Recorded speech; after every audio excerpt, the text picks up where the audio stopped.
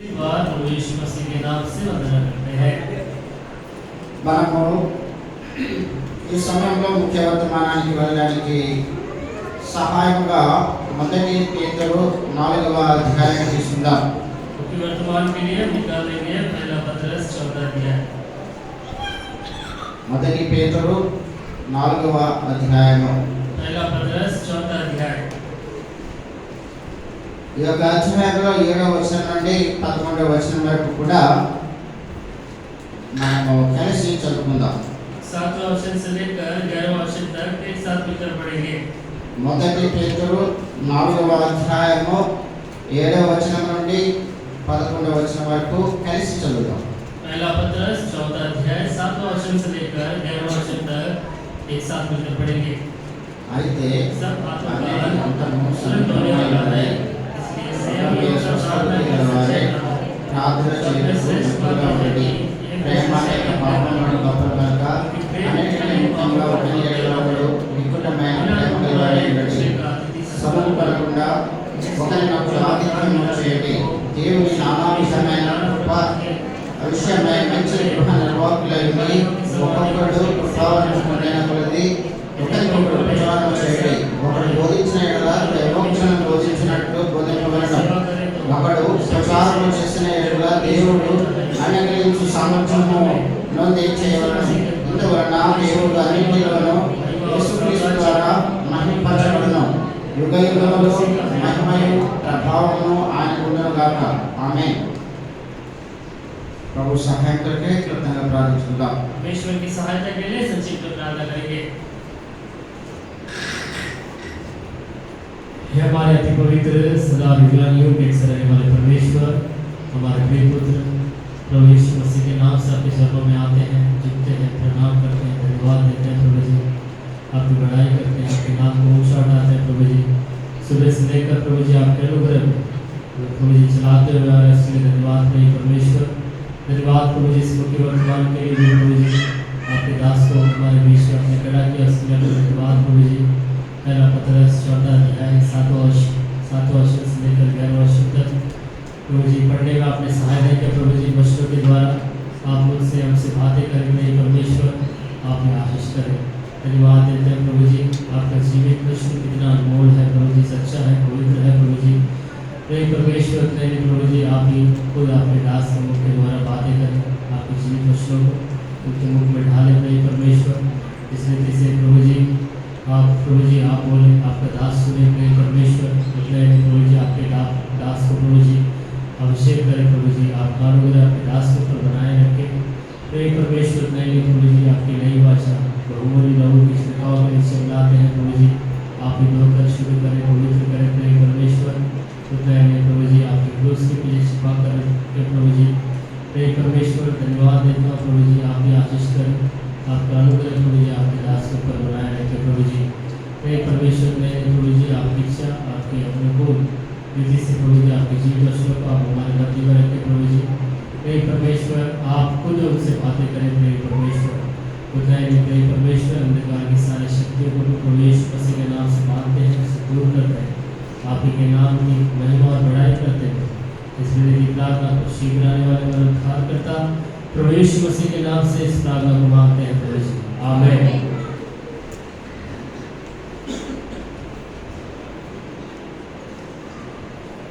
ఈ యొక్క చదువుతున్నటువంటి భాగంలో పరిశుద్ధాత్మ దేవుడు రెండు విషయాలు మన మధ్యకు తీసుకుని వస్తున్నారు। यहाँ पे पवित्र आत्मा परमेश्वर जिस विषय को पढ़े हैं दो बातों को हमारे बीच में लाता है। మొట్టమొదటిగా మనం చూసినట్లయితే पहली बात जो हम देखते हैं, అన్నిటి అంతము సమీపమై ఉన్నది। देखिए सब बातों का अंत तुरंत होने वाला है। ఎండ్ ఆఫ్ ఆల్ థింగ్స్ మనకి చాలా దగ్గరగా ఉన్నాయి అని చెప్పి మనం తెలుసుకోవాల్సి ఉంది। सब बातों का जो अंत बहुत नजदीक है।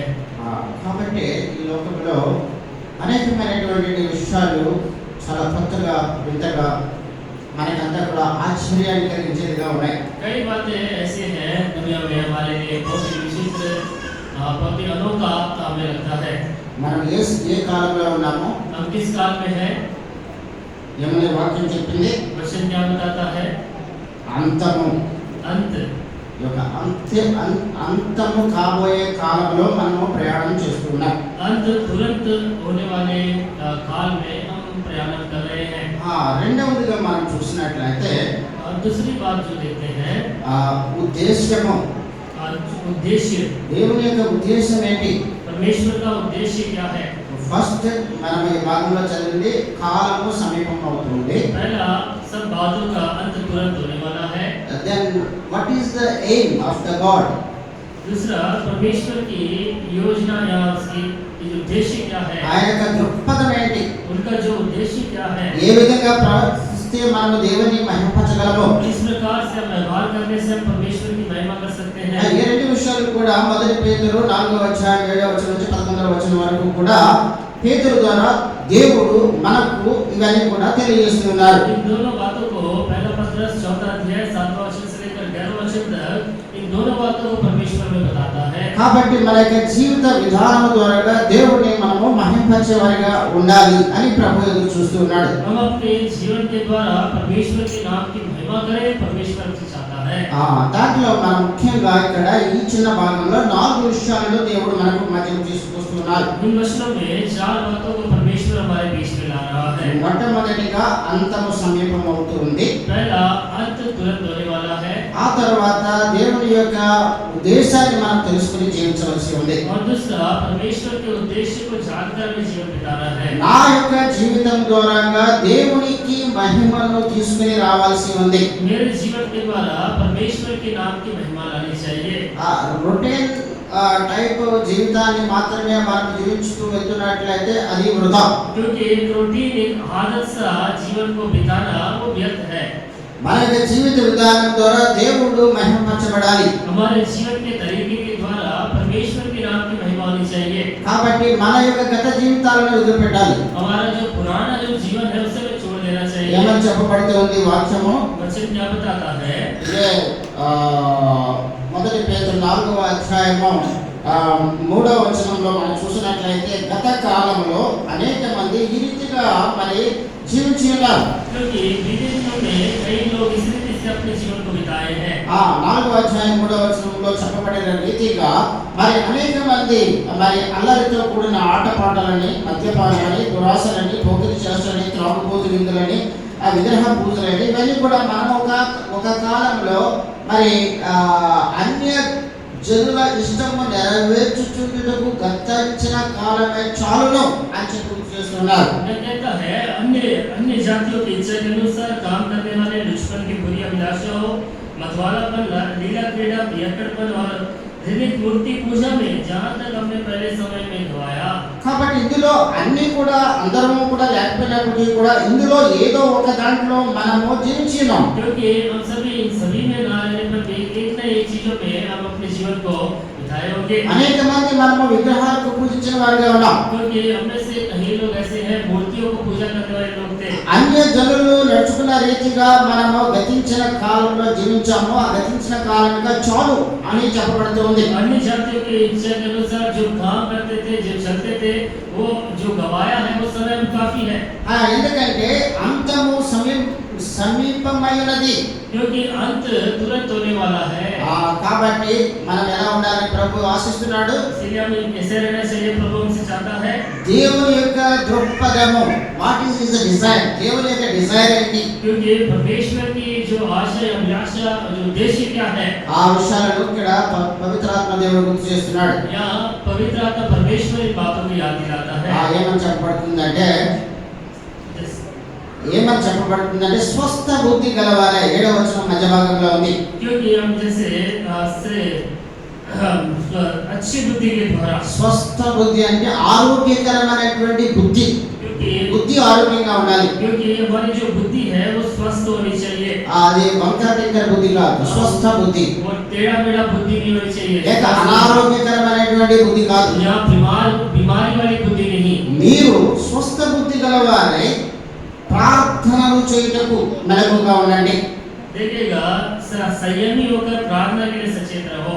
కనుక ఈ రోజుల్లో మనం చూసినట్లయితే స్పెషల్ మీటింగ్స్ పెడుతున్నాము, కాన్వకేషన్స్ పెడుతున్నాము, హోలీ కాన్వకేషన్స్ పెడుతున్నాము, ఆల్ ఇండియా హోలీ కాన్వకేషన్ పెడుతున్నాము, యూత్ మీటింగ్లు పెడుతున్నాము, అదే రీతిగా సిస్టర్స్ రిట్రీట్ పెడుతున్నాము, లేకపోతే సండే క్లాస్ పిల్లలు రిట్రీట్ పెడుతున్నాము, ఏదైనా ఆవిడ చేస్తున్నాము అని చాలా మంది వారు ప్రయాసపడుతూ ఉన్నారు. మంచిదే, కానీ ఇక్కడ దేవుడు దానికన్నా ముఖ్యంగా మెయిన్ ప్రియారిటీ, ముఖ్యమైనటువంటిది, ఆయన ఇస్తున్నటువంటి ప్రాధాన్యత ఏంటి అన్నది మనం చూసినట్లయితే ప్రార్థనలు చేయుటకు మెలకువగా ఉండండి.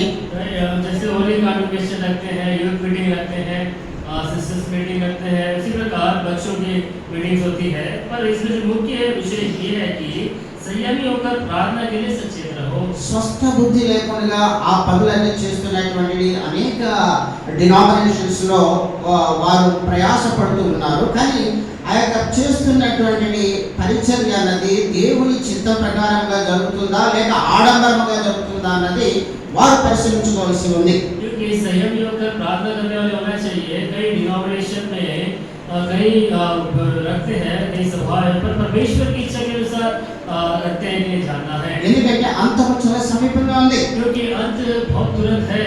కాబట్టి మీరు స్వస్థ బుద్ధి గలవారే ప్రార్థన చేయడం మెలకువగా ఉండండి. इसीलिए संयमी होकर प्रार्थना के लिए सचेत रहो।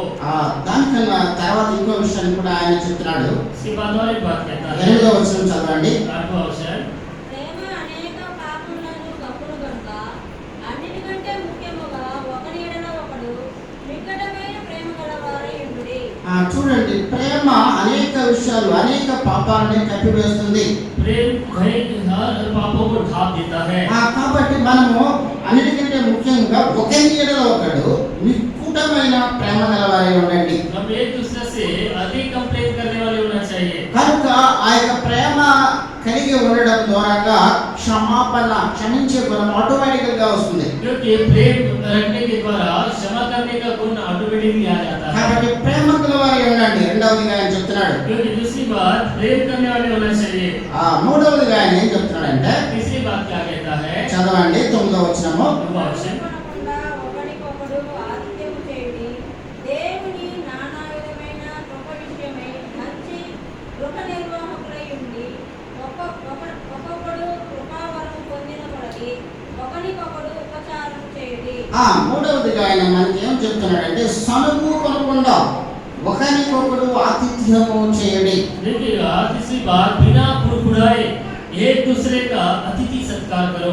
కనుక మనం ఉదాహరణ చూసినట్లయితే ఎవరికైనా ఒకవేళ గెస్ట్ మనం పిలిచామనుకుందాం. उदाहरण के लिए यदि हम किसी गेस्ट को हम बुलाते हैं, కాబట్టి ఆ యొక్క ఫెలోషిప్ కొరకు మనం ఎవరైనా పిలిచినప్పుడు ఇంట్లో మరి సిస్టర్స్ వాళ్ళు కోఆపరేషన్ చేయకపోతే అది నిష్ప్రయోజనం అవుతుంది. यदि कोई अतिथि को जब हम बुलाते हैं तो पहले जब सहायता नहीं करते वो कोई प्रयोजन का नहीं होता है। అయితే చాలా మంది చూసినట్లయితే ఇవన్నీ ఎవరు చేస్తారు, ఇవన్నీ ఎలా చేస్తారు, టైం లేదు, ఎందుకు చేస్తారు, ఎందుకని పదే పదే పిలుస్తున్నారు అని ఒకవేళ ఇంట్లో ఉన్నటువంటి సిస్టర్ సహకరించకపోయినట్లయితే లేకపోతే సనుకుంటూ చేసినట్లయితే అది నిష్ప్రయోజనం. क्योंकि अरे क्यों बुलाते हो और कैसे करना है, क्यों करना है, ऐसा कुड़कुड़ाते हुए करें तो कोई प्रयोजन का नहीं होता है। సనుగు కొనకుండా ఒకరినొకరు ఆతిథ్యం చేసుకోండి. क्योंकि कुड़कुड़ाए बिना एक दूसरे का सत्कार, अतिथि सत्कार करो। అది మూడవదిగా ప్రభువు మరి ఈ యొక్క కాలము సమీపమై ఉండగా వీళ్ళు చేయండి అని చెప్తూ ఉన్నాడు. तीसरी बात, ये जो उसका जो अंत तुरंत होने वाला है, इसे करने के लिए कहता है।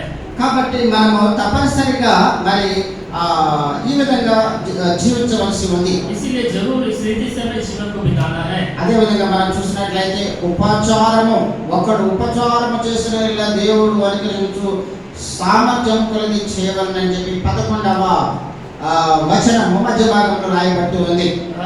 यदि कोई सेवा करे तो शक्ति से उसकी सेवा करनी चाहिए। ఉపచారము भला करना। మనము ఎవరికైనా ఉపచారం అంటే సర్వింగ్ చేస్తున్నట్లయితే మనం చూసినట్లయితే ఒక ఎవరికైనా మనము సప్లైర్గా పనిచేస్తున్నాం లేక ఒక వారికి మన స్టీవర్డ్షిప్ అంటాం. దానికి क्योंकि यदि हम किसी की सेवा यदि हम करते हैं ఆ యొక్క సేవను ఎలా చేయాలని చెప్పబడుతుంది. और वो जो सेवा किस रीति से करने के लिए कहता है, దేవుడు అనుగ్రహించు సామర్థ్యము నుండి చేయవలెను. क्योंकि परमेश्वर जो शक्ति दिया है उसके साथ हमें करना है కనుక ఆ విధంగా చేయడం ద్వారా और उस रीति से करने के द्वारा దేవుడు మనకిచ్చినటువంటి ఆజ్ఞలను మనం నెరవేర్చే వాళ్ళం అవుతాం. और परमेश्वर जो आज्ञाएं हमें दी है उसे हम पूरा करने वाले होंगे వీటిని చేయడం ద్వారా దేవుణ్ణి మనము మహిమపరుస్తాం. और इसे करने के द्वारा परमेश्वर की हम महिमा करते हैं మొట్టమొదటిగా కాలం సమీపమై ఉంది కాబట్టి మనము ప్రార్థన చేయాలి. क्योंकि तुरंत होने वाला है, संयमी होकर हमें प्रार्थना करना है। రెండవదిగా ప్రేమను చూపాలి. ఒకరి పట్ల ఒకరు ప్రేమానురాగాలు కలిగి జీవించాలి. और एक दूसरे के प्रति हमें प्रेम करना चाहिए। అదే విధంగా మనం చూసినట్లయితే అనిందులమై సనుకోకుండా ఆతిథ్యము చేయవలసి ఉంది. और बिना कुड़कुड़ाए एक दूसरे के अतिथि सत्कार करने चाहिए। నాలుగవదిగా మనము స్టీవర్షిప్ లేకపోతే ఉపచారము చేయవలసి ఉంది. और जो चौथी बात, हमें सेवा करने वाला होना चाहिए। మనం చూసినట్లయితే ప్రభువైన యేసు క్రీస్తు వారు కూడా తన యొక్క శిష్యుల యొక్క పాదాలు కడగడానికి ఆయన సంతోషంగా వెళ్ళాడు. प्रभु यीशु मसीह भी अपने शिष्यों के पैरों को धोने के लिए आनंद से हो गया है। అది ఎందుకని ఆయన ఆ విధంగా చేసి చూపించారంటే क्यों इस रीति से उन्होंने कर दिखाया है? ఆయన ప్రభువులకు ప్రభువుగా ఉన్నాడు. क्योंकि वो प्रभुओं का प्रभु है। దేవుడి యొక్క చిత్తాన్ని తండ్రి యొక్క చిత్తాన్ని నెరవేర్చడానికి విధేయత కలిగి ఉన్నాడు. परमेश्वर की इच्छा को पूरी करने के लिए आज्ञाकारी रहा है। కనుకనే మీరు కూడా అదే విధంగా ఉండండి అని చెప్పి ఆయన తను తాను తగ్గించుకొని తన యొక్క శిష్యుల యొక్క పాదాలు కడగడానికి తన ధృవాలు తీసుకుని వారి పాదాలు తొడవడానికి కూడా ముందుకు వచ్చాడు. इसी प्रकार आप भी करिएगा। प्रभु यीशु मसीह शिष्यों के पैरों को धोने के लिए और उस जो अंगोछे से उनके पैर पहुंचने के लिए तैयार हो गया।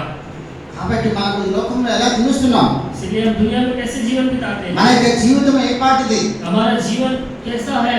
ఎందుకంటే ఆయన చెప్తున్నాడు, ఇదే మొదటి పేతురు 4వ అధ్యాయం 5వ వచనంలో చూసినట్లయితే there is a judgment. क्योंकि इसी अध्याय में 5 वर्ष में पढ़ते हैं कि आगे हमारे लिए न्याय तैयार है। 5వ వచనం చదవండి. 5 वर्ष సజీవులకును మృతులకును తీర్పు తీర్చుటకు సిద్ధముగా ఉన్నవానికి వారు ఉత్తరవాదులై ఉన్నారు. ఎవరు ఉత్తరవాదులై ఉన్నారు? कौन लेखा देंगे? కాబట్టి సజీవులకును మృతులకును తీర్పు తీర్చుటకు సిద్ధముగా ఉన్న వారికి వారు ఉత్తరవాదులై ఉన్నారు. जीवितों और मरे हुओं का न्याय करने को तैयार है।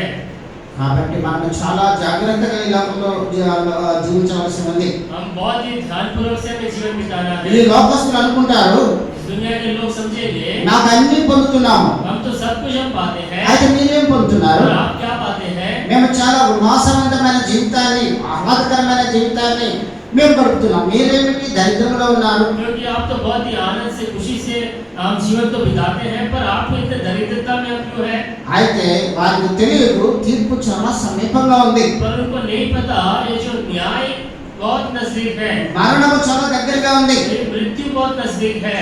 కాబట్టి మనము దేవుని యొక్క చిత్తం నెరవేర్చడానికి మాత్రమే ఈ లోకంలో ఇంకా ప్రాణాలతో ఉన్నాం. हम परमेश्वर की इच्छा को पूरी करने के लिए इस दुनिया में जीवित है। ప్రభు యొక్క రెండవ రాకడకు మనం చాలా దగ్గరగా ఉన్నాం. प्रभु के दूसरे आगमन के बहुत नजदीक है। మొదటి పేతురు మొదటి అధ్యాయం 20వ వచనం తీసుకుని చదవండి. पहला पत्रस पहला अध्याय 20 वचन में पढ़िएगा। ఆయన జగత్పునాది వేయబడకమునుపే నియమింపబడెను గాని తను మృతులలో నుండి లేపి తనకు మహిమనిచ్చిన దేవుని ఎడల తన ద్వారా విశ్వాసులైన మీ నిమిత్తము కడవరి కాలంలో యందు ఆయన ప్రత్యక్షపరచబడెను. కాగా మీ విశ్వాసమును నిరీక్షణయు దేవుని యందు ఉంచబడి ఉన్నవి. కాబట్టి మీ యొక్క విశ్వాసమును నిరీక్షణయు దేవుని యందు ఉంచబడి ఉన్నాయి. हमारी जो आशा जो है परमेश्वर के सामने रखी गई है। ఇదే మొదటి పేతురు మొదటి అధ్యాయం 5వ వచనం చదవండి. इसी अध्याय మొదటి పేతురు మొదటి అధ్యాయం 5వ వచనం. पहला अध्याय 5 वचन। కడవరి కాలమందు బయలుపరచబడటకు సిద్ధముగానున్న రక్షణ మీకు కలుగునట్లు విశ్వాసము ద్వారా దేవుని శక్తి చేత కాపాడబడు మీ కొరకు మీ స్వాస్థ్యము పరలోకమందు భద్రపరచబడి ఉన్నది. కాబట్టి మీ యొక్క స్వాస్థ్యం ఎక్కడ ఉంది? तुम्हारा जो मिरास कहाँ है? మన యొక్క స్వాస్థ్యం ఎక్కడ ఉంది? हमारी मिरास कहाँ है? What is the meaning of స్వాస్థ్యము? मिरास का मतलब क्या है? మన యొక్క పౌరసత్వము లేక మన సిటిజన్షిప్ ఎక్కడ ఉంది? जो हमारा मिरास, हमारा स्वदेश कहाँ है? పరలోకంలో దాచబడి ఉంది అని చెప్తున్నాడు ఆయన. वो स्वर्ग में रखी गई है। 5వ వచనం ఆఖరి భాగంలో మీ స్వాస్థ్యము దేవుని సిద్ధముగా ఉన్న రక్షణ మీకు కలుగునట్లు విశ్వాసము ద్వారా దేవుని శక్తి చేత కాపాడబడు మీ కొరకు ఆ స్వాస్థ్యము పరలోకమందు భద్రపరచబడి ఉంది. मिरास के लिए जो तुम्हारे लिए स्वर्ग में रखी है, जिसकी रक्षा परमेश्वर के सामर्थ्य से विश्वास के द्वारा उस उद्धार के लिए जो आने वाले समय में प्रकट होने वाली है की जाती है। దాన్ని గమనించినట్లయితే यदि इसे हम ध्यान दें, అది మనకు గుర్తుకు వస్తూ ఉన్నట్లయితే यदि हमें स्मरण यदि आ रहा है तो మనము దేవుని యొక్క వచనానికి భయభక్తులు కలిగి జీవిస్తాం. परमेश्वर के वचन के अनुसार भयभक्ति के साथ जीवन बिताएंगे। ఇంకో మాట చెప్పబడుతుంది ఇదే అధ్యాయం 13వ వచనంలో చూసినట్లయితే इसी अध्याय के 13वें वचन में भी लिखा गया है। చదవండి. కాబట్టి నడుము కట్టుకొని మీ మనస్సు అనే నడుము కట్టుకొని నిబ్బరమైన బుద్ధి గలవారై నిబ్బరమైన బుద్ధి గలవారై యేసు యేసు క్రీస్తు ప్రత్యక్షమైనప్పుడు ప్రభు వారు ప్రత్యక్షమైనప్పుడు మీకు తేబడు కృప మీకు తేబడు కృప విషయమై విషయమై సంపూర్ణ నిరీక్షణ కలిగి ఉండుడి. సంపూర్ణమైన నిరీక్షణ కలిగి ఉండండి. వాట్ ఎ వండర్ఫుల్ వర్డ్ చూడండి. कितना सुंदर अच्छा वचन है। 13వ వచనంలో చూసినట్లయితే 13वां वचन में जैसे पढ़े हैं, మనకు ఆయన ప్రత్యక్షమవుతాడు. और प्रकट होगा ఆయన వచ్చినప్పుడు जब वो आएगा, కృప విషయమై సంపూర్ణ నిరీక్షణ కలిగి ఉండండి. क्योंकि अनुग्रह की पूरी आशा रखो। తద్వారా మన దేవుడు మహిమపడుతున్నాడు. इसके द्वारा परमेश्वर महिमित होता है। అదే విధంగా మనం చూసినట్లయితే इसी प्रकार हम देखते हैं రోమా పత్రిక 13వ అధ్యాయంలో మనం చూసినట్లయితే रोमियो की पत्री 13वां अध्याय ఆయన ఎప్పుడైనా రావచ్చు. वो कभी किसी भी समय आ सकता है, మనకు తెలియదు. पर हमें नहीं पता है। రోమీయులకు రాసిన పత్రిక 13వ అధ్యాయము रोमियो की पत्री 13वां अध्याय చదవండి 11-12 వచనాలు. 11 और 12 वचन पढ़िए। మరియు మీరు కాలం ఎరిగి నిద్ర మేలుకొను వేళ ఏదని తెలుసుకొని అలాగు చేయుడి. మనము విశ్వాసులమైనప్పటికంటే ఇప్పుడు రక్షణ మనకు మరి సమీపముగా ఉన్నది. రాత్రి చాలా గడిచి పగలు సమీపముగా ఉన్నది కనుక మనము అంధకార క్రియలను విసర్జించి తేజ సంబంధమైన యుద్ధోపకరణములు ధరించుకుందుము. కాబట్టి మీరు కాలమును ఎరిగి నిద్ర మేలుకొని వేళ అయినదని తెలుసుకొని అలాగ చేయండి. మనం విశ్వాసులమైనప్పటికంటే ఇప్పుడు రక్షణ మనకు మరి సమీపంగా ఉన్నది. రాత్రి చాలా గడిచి పగలు సమీపంగా ఉన్నది కనుక మనం అంధకార క్రియలను విసర్జించి తేజస్సు సంబంధమైన యుద్ధోపకరణములు ధరించుకుందాము. देखिए, समय को पहचान कर ऐसा ही करो, इसलिए कि अब तुम्हारे लिए नींद से जाग उठने की घड़ी आ पहुंची है, क्योंकि जिस समय हमने विश्वास किया था उस समय के विचार से अब हमारा उद्धार निकट है। रात बहुत बीत गई और दिन निकलने पर है, इसलिए हम अंधकार के कामों को त्याग कर ज्योति के हथियार बांधे। కాబట్టి మనము మన ప్రవర్తన ఎలా ఉండాలి? हमारा जो व्यवहार कैसा होना మన चाहिए? ప్రవర్తన దేనితో నిండి ఉండాలి? हमारा चाल चलन किससे भरा होना चाहिए? ఏమిటా యుద్ధోపకరణాలు? तो कौन से वो जो हथियार है? చూసినట్లయితే మనం చూసాము మొట్టమొదటిగా ప్రార్థన, पहला हमने देखा है प्रार्थना, రెండవదిగా ఒకరినొకరు ప్రేమించుకోవడం, और दूसरा एक दूसरे से हमें प्रेम रखना है, మూడవదిగా ఆతిథ్యం ఇవ్వడం హాస్పిటాలిటీ, और तीसरी जो बात है अतिथि सत्कार करना है, నాలుగవదిగా ఉపచారం చేయడము. और चौथी जो बात है सेवा करना। కనుక ఈ విధంగా ఒకరికి ఎవరెవరికి ఏ ఏ వరాలు ఇవ్వబడాయో ఆ యొక్క వరాలు దేవుని కొరకు మనము చాలా సంతోషంగా ఉపయోగించుకోవాలి. क्योंकि जिन को जो वरदान मिला है वे आनंद के साथ उन कामों को करना चाहिए। కనుక కృపావరం గురించి మనం చూస్తూ వెళ్తున్నట్లయితే బైబిల్లో అనేక చోట్ల రాయబడుతూ వచ్చాయి. क्योंकि अनुग्रह का वरदान के बारे में हम देखें, बाइबल में कई जगह में इन बातों को लिखा गया है। కనుక దేవుడు ఇచ్చేటువంటి గిఫ్ట్స్ రోమా పత్రిక 12వ అధ్యాయంలో రాయబడింది, మొదటి కొరింథీయులకు రాసిన పత్రిక 12వ అధ్యాయంలో రాయబడింది, ఎఫెసీయులకు రాసిన పత్రిక 4వ అధ్యాయంలో రాయబడింది. ఇప్పుడు చూస్తున్నటువంటి మొదటి పేతురు 4వ అధ్యాయం 10వ వచనంలో కూడా చెప్పబడుతూ ఉంది. देखिएगा, जो वरदान के बारे में रोमियो के पत्र 12वां अध्याय में लिखा गया है, पहला कोरिन्थियों 12वां अध्याय में भी लिखा गया है, और इसी प्रकार एफिसियों के पत्र 4वां अध्याय में भी लिखा गया है। కనుక ఇవన్నీ కూడా దేవుడు ఒక్కొక్కరికి ఒక్కొక్క రకమైన అనేకమైనటువంటి తలాంతులను ఇచ్చి ఉండొచ్చు. परमेश्वर हर एक व्यक्ति को एक ही तरह का वरदान दिया होगा। బైబిల్ చాలా స్పష్టంగా చెప్తూ ఉంది, बाइबल स्पष्ट रूप से कहता है నీవు వాక్య పరిచర్య చేయగలిగే సత్తా నీకు దేవుడు ఇచ్చినట్లయితే, परमेश्वर वचन प्रचार करने का वरदान आपको दिया है तो ఆ దేవుని యొక్క వాక్యము భయభక్తులతో యోగ్యకరమైన రీతిలో దేవుని యొక్క కృపను బట్టి మంచి మరి ఆత్మ సంబంధమైనటువంటి వాక్యాలను బోధనాన్ని తన బిడ్డలకు పంచమని దేవుడు మనకు ఆజ్ఞాపిస్తూ ఉన్నాడు. परमेश्वर के वचनों कितने भयभक्ति के साथ अच्छी बातें बताना है परमेश्वर का वचन कहता है। ఎందుకంటే మనం లూకా సువార్తలో మనం చూసినట్లయితే 3వ అధ్యాయంలో మనం చూసినట్లయితే ఎవరిని కూడా మనం బాధ పెట్టడానికి మనకు అధికారం లేదు, ఎవరి మీద కూడా నింద వేయడానికి మనకు అధికారం లేదు. लूका में लिखा गया है किसी को भी हम निंदित या अपमान नहीं कर सकते हैं। లూకా సువార్త 3వ అధ్యాయం 8వ వచనం నుంచి 14వ వచనం వరకు కూడా మీరు ఇంటికి వెళ్ళిన తర్వాత మీరు చదవండి ఒకసారి. आप लूका सुसमाचार 3रा अध्याय 8वां वचन से लेकर अब 14वां वचन तक आप पढ़कर देखिएगा। కనుక మనం ప్రేమించాలి అంటే, यदि हमें प्रेम करना है तो, అదే విధంగా ప్రార్థన చేయాలి అంటే, यदि हमें प्रार्थना करना है तो, ఆతిథ్యం చేయాలి అంటే, यदि हमें अतिथि सत्कार करना है, ఉపచారం చేయాలి అంటే, यदि हमें सेवा करना है, మరి మనము ప్రార్థన చేయాలి. हमें प्रार्थना करना चाहिए। ఆ రోమీయులకు రాసిన పత్రిక 5వ అధ్యాయం 5వ వచనంలో మనం చూసినట్లయితే, रोमियो की पत्री 5वां अध्याय 5वें वचन में ఈ యొక్క నిరీక్షణ మనల్ని సిగ్గుపరచదు. क्योंकि ये जो आशा जो है हमें लज्जित नहीं होने देती है। కనుక ప్రభు వచ్చినప్పుడు మనం తల ఎత్తుకొని దేవుని దగ్గర నిలబడగలం. जब प्रभु आएगा हम अपने सिर उठाकर खड़े हो पाएंगे। కనుక దేవుడు తన యొక్క జీవ గ్రంథాన్ని మన చేతికి ఇచ్చి ఉన్నాడు. क्योंकि ये जीवित पवित्र बाइबल परमेश्वर हमारे हाथ में दिया है।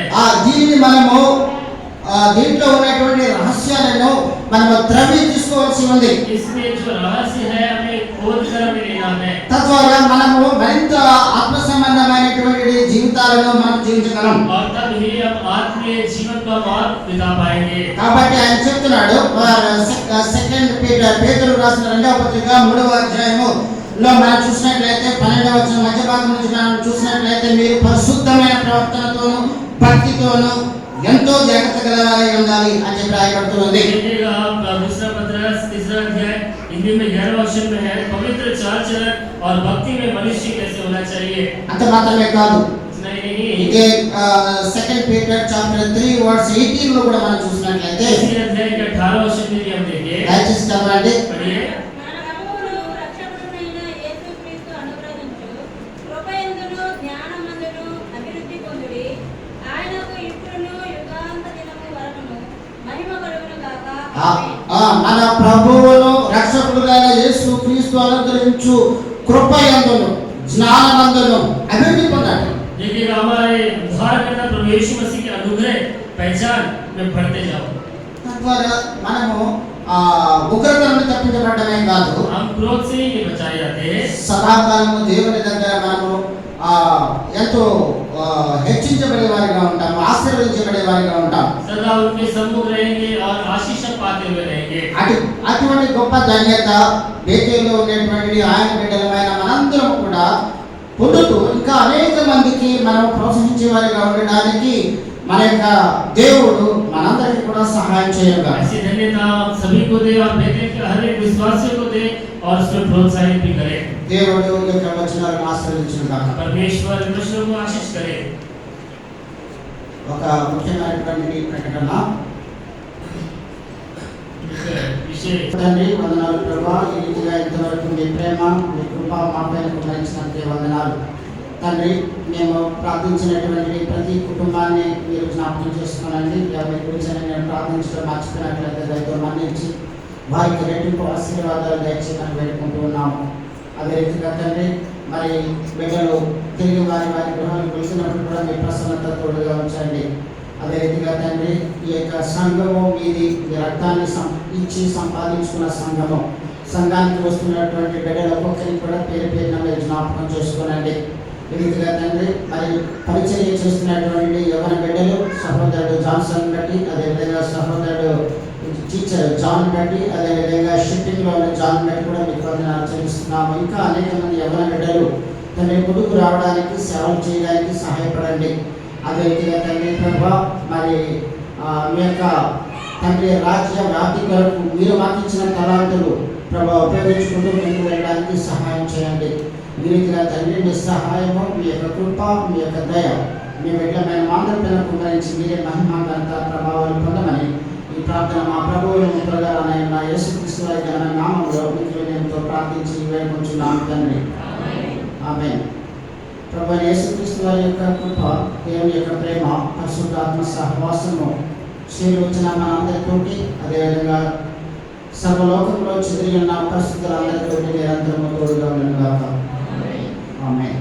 గతకాలమంతయు కాపాడు కష్టబాధలు కలుగకుండా